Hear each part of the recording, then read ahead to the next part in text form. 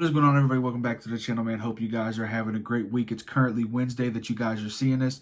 So happy hump day. Hope that the week is treating you well. Obviously, we are another day closer to Super Wildcard Weekend. So I hope you guys are enjoying the week. Hopefully, it's moving fast for you. We're getting to the end of the week, man. So today's video is going to be about two things. One, obviously, Super Wildcard Weekend. We can't go a week without talking about the arguably the biggest week of the NFL, man, besides maybe opening day for the NFL. And we're going to be talking about the NFL awards, who I think personally should get the NFL awards, who I would pick per se for these awards, from Coach of the Year, Executive of the Year, all the way up to MVP, man. So we're going to talk about that, and we're also going to pick the games for Super Wildcard Weekend, talk about some of the matchups, what I'm excited to see, what I'm excited to hear from you guys to see.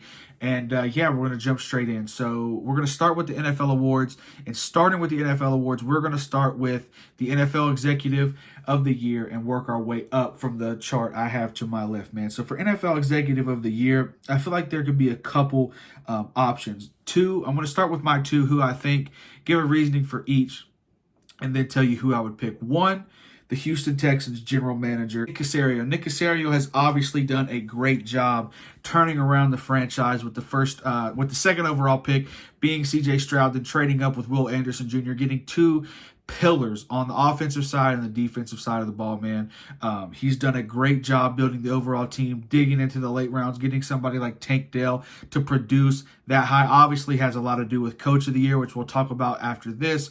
But for him to be able to put that team in the position to even have the chance to make the playoffs is a testament, let alone making the playoffs. The second guy who I think should be talked about a lot is the Los Angeles Rams GM, Les Snead. Les Snead is somebody who we all know is famous for saying F them picks and, giving everything away for the Rams to get a Super Bowl. And since they did that, we did not think they were going to be able to compete this year and for years to come. We thought they were rebuilding. We thought that they didn't have a chance in the world to be able to make the playoffs. And here they are with a guy who just broke the NFL rookie receiving record in Puka Nacua.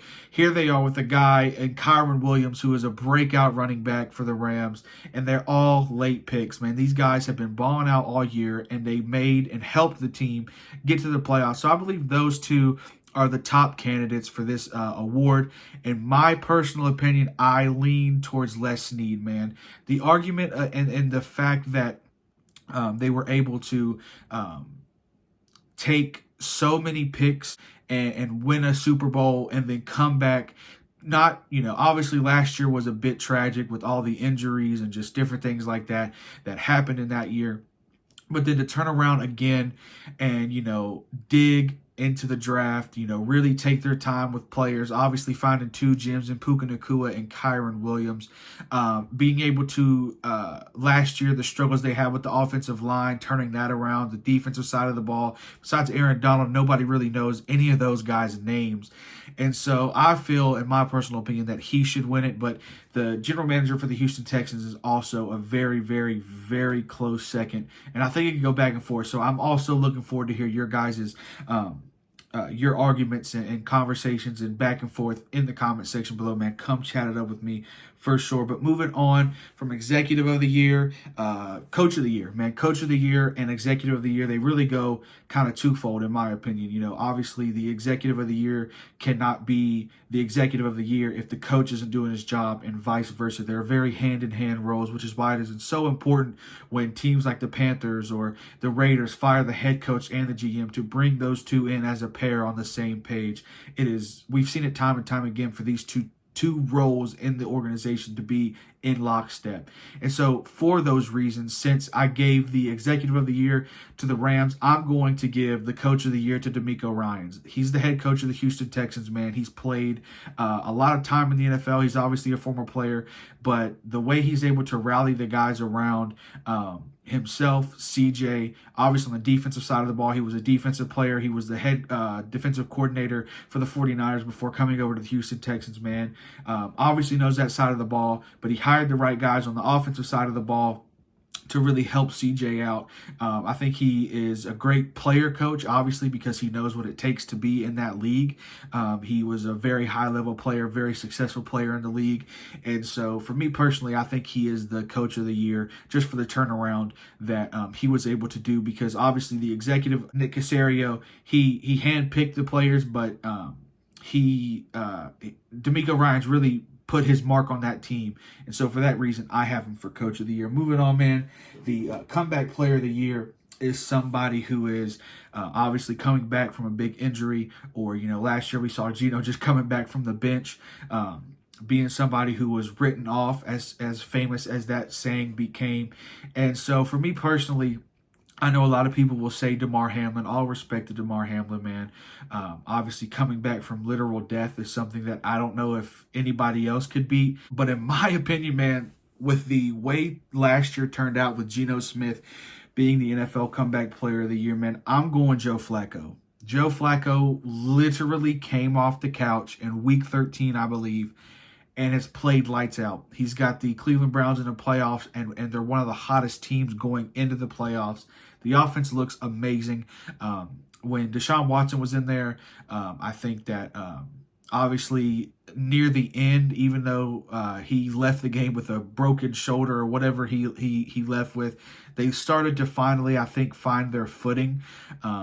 But it just didn't end up working out, obviously, with the injury. And so I think that if we're talking about comeback player of the year and we're opening up the award to a lot more things than just injury, obviously being benched or, not even being on a team this late in the year, Joe Flacco is somebody who I really think that deserves this award, just coming back from literally not even being in the league. Also, quick note, I just now kind of popped into my brain for Coach of the Year. Kevin Stefanski is definitely the third person who I would put on the graphic if I was the NFL, because, the top three candidates always get put up there for the NFL pages and different things like that. So in my opinion, I believe Kevin Stefanski, going through 4 quarterbacks this year, still being in the playoffs, still a high seed in the playoffs, he definitely deserves some recognition as well. Moving on from comeback player of the year, we got rookie of the year, offensive and defensive. Offensive rookie of the year, it was a close race at the end between Puka Nacua and C.J. Stroud. C.J. Stroud, it only became a close race because C.J. Stroud was out 2 games with a concussion a couple weeks ago, and Puka Nacua was really able to gain some steam over those 2 games, and obviously ended up breaking the NFL rookie receiving record, which is a massive accomplishment, being I think a 5th round rookie, maybe a little bit early than that, I can't exactly remember, but he was a late round draft pick, and being somebody that young in that skill set of a position where it takes training and effort and timing and all these things to happen perfectly with the quarterback, to be able to be that low of a pick and create and be as productive as he was in his first season is a true accomplishment. But for me personally, the quarterback position always reigns supreme in this sport because of how hard and important it is to a team. So C.J. Stroud is my offensive rookie of the year, with Puka Nacua being second.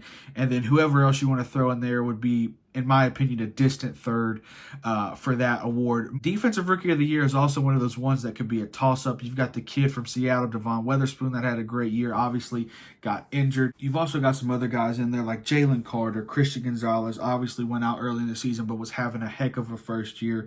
Devon Witherspoon, like we mentioned, Brian Branch, Brian Brzee plays for the Saints. I'm looking at some of the odds here, and obviously it looks like Jalen Carter is the favorite to win it, with Will Anderson being the second favorite, and then Christian Gonzalez, Devon Witherspoon, and Brian Branch. But to me personally, man, I don't know who I would pick for this award, but since I am doing the video, I think I would go with Will Anderson. I think that he is had a bigger impact than a lot of other of these guys that are playing. Obviously, he's in the playoffs, a lot younger team. He's battled through some injuries of late. But to me personally, I would go Will Anderson Jr. I am very interested to hear what you guys have in the comment section, because I think it could go either way. But moving on from the rookies of the year, and what else did we cover? We covered defensive player. Oh, we need to go offensive and defensive player of the year before MVP. So offensive player of the year, man. This one is another one that could go back and forth. You've got Tyreek, you've got CMC, you've got a bunch of other guys like that. There were obviously a lot of injuries this year. But for me, offensive rookie of the year, Tyreek Hill almost got 2K yards. Obviously fell a little bit short of his goal, but was very, very, very close. Battled with some injuries. He also battled with a little bit of drops there. Whenever I was watching him, I had him on my fantasy team, so I was watching him very closely. Obviously, as one does when one is on the fantasy team. And he struggled with some drops. I felt like it's some crucial yards. I felt like if he caught some of the ones, obviously he's going to get more yards, but there were a lot of home run balls that he could have had. I think that would have pushed him over the top. But regardless, we're going to go with Offensive Player of the Year, Tyreek Hill. Moving on to Defensive Player of the Year, I'm going to go TJ Watt. TJ Watt obviously has battled with some injuries this year, but he has played great. He's been a stalwart on the Steelers' defensive line for years now. I don't think that's going to change. I think he wins another one. I think he's that good, and I don't really think it's a conversation, but I'm very interested to hear if you guys have a different pick. And then, man, moving on to MVP, it's pretty clear it's Lamar Jackson. Lamar Jackson got them to the number one seed. They're playing their best ball right now. He looks, if you've watched my other videos, especially the NFL full slate picks, he looks like a true MVP. He looks like a quarterback. And obviously the whole thing about being quarterback, he came out and it became a meme. But man, the way he has really flipped his game to being a fast pass first quarterback, always eyes downfield, not running at the first sign of pressure from a defensive lineman. He has looked really, really, really good this year. And so he's the MVP. I think a lot of people would agree with that. But now that we've got the NFL superlatives out of the way, the NFL awards out of the way, we are going to now be talking about NFL Super Wild Card Weekend. Man, we got a couple of really, really good games. We're going to start in the AFC, man.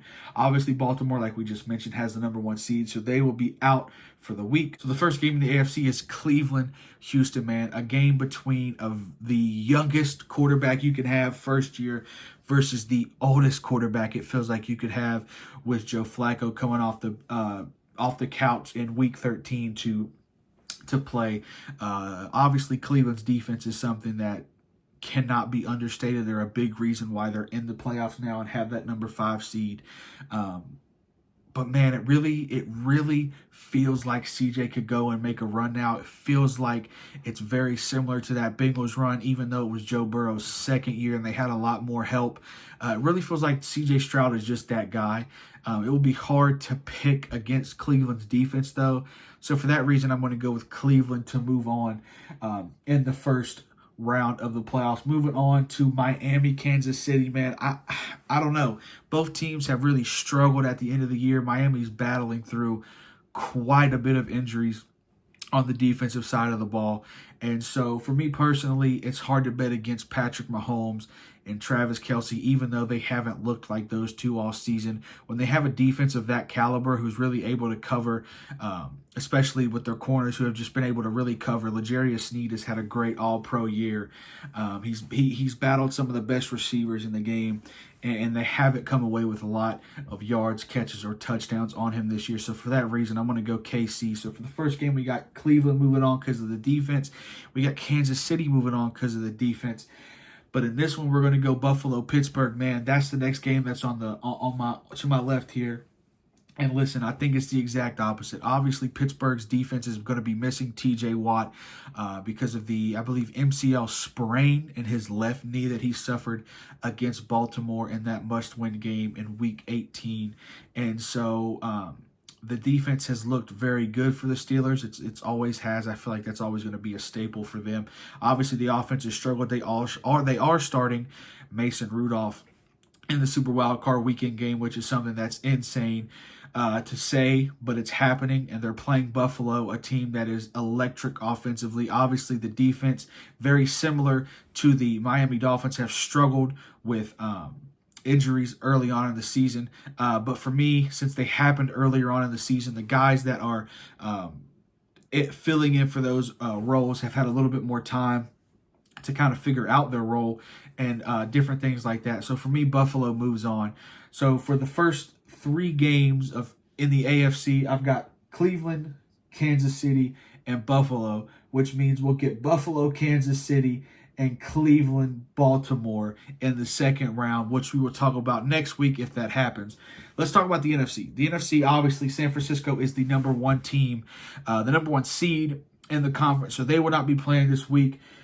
But for the 5-4 game, we got Philadelphia, Tampa Bay, a game we saw earlier this season with Philadelphia winning. Obviously, this is a different Philadelphia team from what we've seen in the past from last year and then later on into this year. Man, they've struggled a lot. But regardless of that situation, listen, I'm a Saints fan. I've seen a lot of Tampa Bay this year. In fact, I've seen them twice. Obviously, they've been very up and down, more so than the Eagles have been, which is kind of hard to believe. But Jalen Hurts, A.J. Brown, I know, is dealing with an injury. I'm not sure if he's playing or not, but if he's playing, regardless, it's A.J. Brown. The offensive line is ridiculous. The defense is struggled a lot on all positions, on all fronts. But I still think the overwhelming talent on that Eagles team is enough to get it done for the first game of the playoffs for them. I don't think they're a one-and-done team. I don't think that the talent will allow that. So for me personally, I'm going with Philadelphia. Moving on to what could be the biggest, most hyped up, most storyboard game in NFL history. The 6-3 matchup, Rams versus Lions. Goff is playing his old team in the playoffs. Stafford's obviously coming back to Detroit, which is something we have not seen. They did play each other before, but it was at Los Angeles. So there's a different feel when a guy's coming back home. Now, a lot of you might think that Matthew Stafford has a bit of a grudge, a comeback game, whatever you want to call it, grudge game against the Lions. But I look at this differently. Matthew Stafford and the Lions, it was kind of a mutual divorce. It was a mutual leaving on both parts. They wanted to help each other out. Goff was the one that got snatched out of that Rams offense and team, and after being paid, they kind of gave up on him. So in my opinion, I think Goff is the one that's going to be a little bit more heated, that all this stuff is going around about Stafford, and there's probably going to be a Stafford thank you video on the Jumbotron before the game. I think that that's going to fire him up a little bit more. I think it's going to fire up the team around him a little bit more to go fight for the guy. You know how close-knit that team is, how the coach has them going. Dan Campbell will use any piece of material to get those guys going. And so for me, it was a great run for the Rams. It was a great year for the Rams to be able to turn it around that quick and even be in the dance. But I'm going Detroit in that game. And then the 7-2 matchup, the Green Bay Packers said, nah, we're not rebuilding. We're here now. Jordan Love is here now. They're playing the Dallas Cowboys, so we will figure out how good or how if the story continues for Jordan Love this year, who's had an amazing first year as the full starter, battling through a lot of receiver injuries, battling through a lot of running back injuries with Aaron Jones and obviously Christian Watson at that wide receiver position. But man, it's going to be loud if Dallas loses in the first round again. And I kind of think it's going to happen. Listen, I have the Dallas Cowboys in the last power rankings very high, but I don't know if they can do it. I'm not a believer anymore with the way that they've lost some of the last couple games down the stretch, especially that one to Buffalo, man, where they just got killed. Obviously, Green Bay is nowhere near Buffalo, but I have faith, and it's very similar to what I said with C.J. Stroud, where they don't know what they don't know. Very similar to the Cincinnati Bengals run. Young quarterback, young wide receiver core, young team all around. They're the youngest team ever to make the playoffs for the NFL. And so I'm going to pick Green Bay. I think Green Bay moves on, which means that we would have Green Bay, San Francisco, and Detroit, Philadelphia for the second round games of the NFL playoffs, which we once again will talk about at the next week's video. But let me know what you guys think down in the comment section below, man. I appreciate you all so much for the love and support. Hit the subscribe button if you're new here. Share this video out. Hit the links down in the description below. Follow me on Twitter, Instagram, and join the Discord so we can chat it up. Also, pick up on my TikTok, man. I've been posting on a lot more there, just like live updates of different things going on, obviously with the NFL coaching search and firings and all the GM firings and all that stuff. Make sure you hit up the TikTok, man. It's also in the link below. It's been blowing up. So I appreciate you guys so much, and I'll catch you on the next video. Peace out.